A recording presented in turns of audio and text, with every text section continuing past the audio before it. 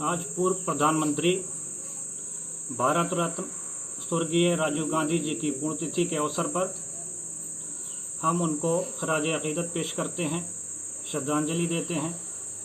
इसी क्रम में आज सुबह से हमारी पूरी टीम सोशल डिस्टेंसिंग का पालन करते हुए गरीबों में, मज़दूरों में, जो लोग सब्ज़ी फल बेचने वाले हैं उन तक पहुंचने की कोशिश किया हम लोगों ने, और उनको मास्क, सैनिटाइज़र, हेड कैप, इन तमाम चीज़ों को प्रोवाइड करवाया, उनको लगाया और उनको समझाया गया कि किस तरह से सोशल डिस्टेंसिंग का पालन करते हुए उनको ये सारी चीज़ों का पालन करना है और कोरोना महामारी से कैसे खुद को बचना है और अपने परिवार और आम लोगों को बचाना है, क्योंकि वही लोग हैं जो दिन भर धूप में खड़े रहते हैं।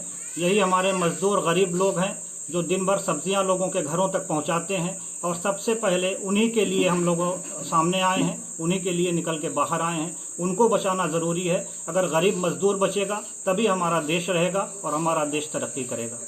इसी क्रम में जब हमारे मज़दूर, हमारे श्रमिक पूरी तरह से परेशान थे, लोग 1,000 किलोमीटर पैदल चल के घरों पे आने के लिए मजबूर थे, उनके लिए सरकार ने ना तो कोई व्यवस्था किया खाने की, न व्यवस्था किया उनको घर तक पहुंचाने की। लोग परेशान थे, तमाम लोग पैदल चलते चलते मर गए। सरकार उनकी सुध लेने से तक नहीं आई। और जब हमारी नेता, उत्तर प्रदेश की प्रभारी, ऑल इंडिया कांग्रेस कमेटी की महासचिव प्रियंका गांधी जी ने श्रमिकों की परेशानियों को देखा और उनको दूर करने की कोशिश की, तो सरकार लगातार उसमें रोड़े अटकाती रही। यहाँ तक कि जब पैदल चल रहे श्रमिकों की परेशानी देखी नहीं गई, प्रियंका गांधी जी ने 1,000 बसों को बॉर्डर पे लगवा दिया और कहा हम अपने श्रमिकों को इस तरह से मरने नहीं देंगे, उनको परेशान नहीं होने देंगे, हम अपनी बसों से उनको उनके घर तक पहुँचाएंगे, लेकिन उनको इस तरह से भटकते हुए सड़कों पर नहीं छोड़ सकते। लेकिन अफसोस के साथ कहना पड़ता है, सरकार का जो काम था उनको घर तक पहुंचाना, वो तो सरकार कर नहीं रही थी। और जब कांग्रेस पार्टी इसके लिए आगे आई तो सरकार पूरी तरह से सामने आ गई और उनको बसों को चलाने के लिए परमिशन देने से मना कर दिया।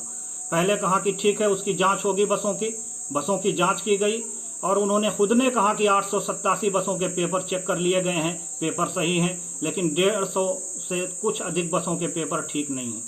लेकिन जब 887 बसों के कागज सही थे तो एक भी बस को चलाने की परमिशन क्यों नहीं दी गई? क्यों धूप और तपिश में मजदूरों को मरने के लिए छोड़ दिया गया? इसका जवाब हम चाहते हैं उत्तर प्रदेश की सरकार से और केंद्र की सरकार से। और जब कांग्रेस पार्टी के जुझारू प्रदेश अध्यक्ष ने इसकी आवाज़ उठाई तो असंवैधानिक तरीके से उनको जेल भेज दिया गया, उनके ऊपर झूठे केस लगा दिए गए और 14 दिन के लिए उनको हिरासत में बंद कर दिया गया। ये राजनीतिक द्वेष से करने वाला काम योगी आदित्यनाथ जी बंद करिए। मजदूर और श्रमिक जो परेशान हैं, इनकी परेशानियों को दूर करने के लिए अगर कांग्रेस पार्टी उनको घर तक पहुंचाना चाहती है तो उसमें रोड़े अटकाना बंद करिए। और मजदूरों के खिलाफ जो आप लगातार काम कर रहे हैं, इसके ऊपर पुनः विचार करिए, नहीं तो कांग्रेस पार्टी और कांग्रेस पार्टी के कार्यकर्ता कभी भी मजदूरों पे और आम लोगों पे, गरीबों पे होने वाले जुल्म को बर्दाश्त नहीं करेंगे। कोरोना की महामारी में जिस तरह से राहुल गांधी जी ने शुरू से आपको आगाह किया, लेकिन आप तो कभी मध्य प्रदेश की सरकार बनाने में लगे रहे, कभी पार्लियामेंट में के अंदर बैठ के एमएलए खरीदने में लगे रहे और पूरे हिंदुस्तान को इस कोरोना की महामारी में लाके झोंक दिया। आपने बॉर्डर नहीं सील किया, जिसकी वजह से हिंदुस्तान में कोरोना की महामारी जैसी स्थिति पैदा हो गई। लेकिन अब जब हमारे मजदूर भूखे मर रहे हैं, हमारे मजदूर घरों तक नहीं पहुंच पा रहे हैं, आपने बिना किसी प्लानिंग के लॉकडाउन शुरू कर दिया। मजदूर बीच में सड़कों पे फंस गए, पैदल चल के 1700 किलोमीटर आने के लिए मजदूर मजबूर हो गए। उसके बाद भी आपने उनकी सुध नहीं ली। आपने 20 लाख करोड़ पैकेज का ऐलान किया, लेकिन मैं जानना चाहता हूं सरकार से, ये 20 लाख करोड़ किसके लिए है? क्या ये भी आप अंबानी और अडानी के लिए ये पैकेज आपने घोषणा किया है? क्योंकि मजदूरों से तो ट्रेन का किराया तक आपने वसूल लिया। अगर 600 रुपए किराया आप नहीं माफ कर सकते हैं तो 20 लाख करोड़ रुपया किसके लिए आपने पैकेज किया है, ये भी आपको बताना चाहिए। प्रधानमंत्री राहत कोष में जिस तरह से आपने अलग से बना के और उसमें सारे लोगों से पैसा डोनेट कराया और आपकी सरकार कह रही है उसका कोई ऑडिट नहीं होगा, उसका कोई हिसाब नहीं होगा, तो ये पैसों का बंदरबांट भी कब तक चलता रहेगा? इसका भी हिसाब, इसका भी जवाब हिंदुस्तान की जनता मांग रही है आपसे, और ये भी आपको देना पड़ेगा। जिस तरह से लेबर लॉ में आपने बदलाव किया, श्रमिकों के सीधा उनके पेट पे आघात किया है आपने, सीधा उन पे वार किया है आपने, और मजदूरों को इन बड़े बड़े उद्योगपतियों के सामने जिस तरह से खड़ा कर दिया है, ये बहुत ही शर्मनाक स्थिति पैदा कर दिया है आपने। और हम लोग एक बार फिर आपसे पुनः कहना चाहते हैं कि मजदूरों के खिलाफ इस तरह से काम करना बंद करिए, राजनीतिक पार्टियों के खिलाफ इस तरह से काम करना बंद करिए। और इस महामारी की स्थिति में अगर सारी पार्टियां मिलके, अगर कांग्रेस पार्टी ने आपसे तो यहाँ तक कहा था कि इन बसों पे भारतीय जनता पार्टी का झंडा लगा लीजिए, लेकिन हमारे मजदूरों को जो धूप और तपिश में परेशान हैं, जिनको खाना भरपेट नहीं मिल रहा है, और छोटे छोटे बच्चे और मासूम बच्चे और महिलाएं हमारी धूप में खड़ी होने के लिए मजबूर हैं, उनको घर तक जाने दीजिए। लेकिन आपने ये भी परमिशन नहीं दिया और बैठ के आप लोग सिर्फ झूठे वादे कर रहे हैं और राजनीतिक लोगों को जो ये आवाज़ उठा रहे हैं, झूठे केसों में फंसा के उनको बंद करने का काम कर रहे हैं।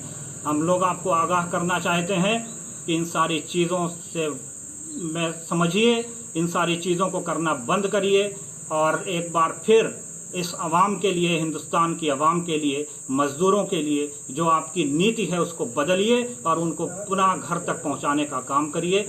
वरना कांग्रेस पार्टी का कार्यकर्ता मजबूर होगा कि आपके खिलाफ सड़कों पे उतरने के लिए। महामारी की वजह से कांग्रेस पार्टी का कार्यकर्ता घरों में बैठा है, कांग्रेस पार्टी का कार्यकर्ता आम मजदूरों की मदद कर रहा है, जगह जगह उन तक पहुंच के उनको खाना खिलाने का काम कर रहा है। और कांग्रेस पार्टी की महासचिव प्रियंका गांधी जी के निर्देश पे शुरू से कांग्रेस पार्टी के कार्यकर्ता घर घर पहुंच के लोगों को मदद करने का काम कर रहे हैं। लेकिन आपकी सरकार और आप लोग जिस तरह से मजदूरों, श्रमिकों और गरीबों के खिलाफ काम कर रहे हैं, वो बहुत ही चिंताजनक और शर्मनाक है।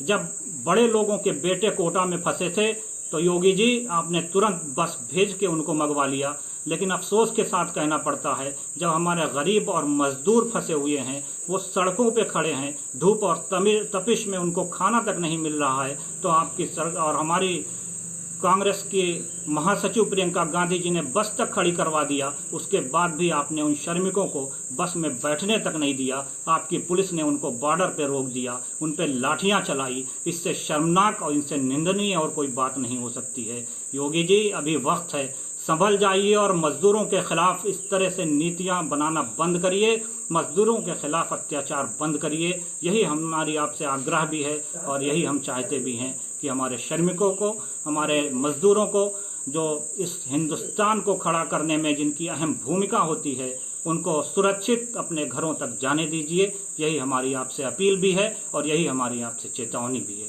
धन्यवाद।